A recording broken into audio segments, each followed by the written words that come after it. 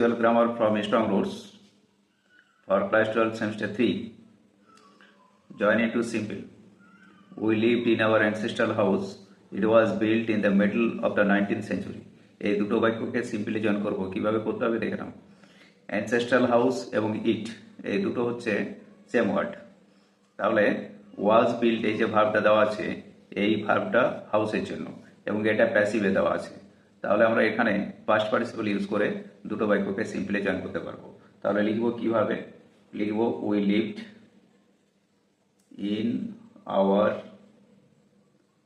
Ancestral house.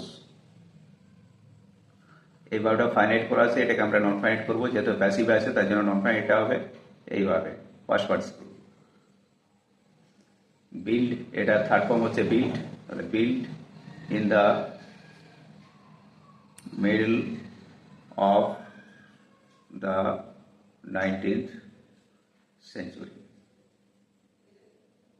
এখানে দেখবো subject একটা ফাইনাইট একটা লিভড, আর এখানে রয়েছে বিল্ড, এটা হচ্ছে নন ফাইনাইট। এখানে কোনো কোঅর্ডিনেটিং বা সাবঅর্ডিনেটিং লিঙ্কার নেই, সুতরাং বাক্যটি হলো সিম্পল। আশা করি বুঝতে পেরেছি।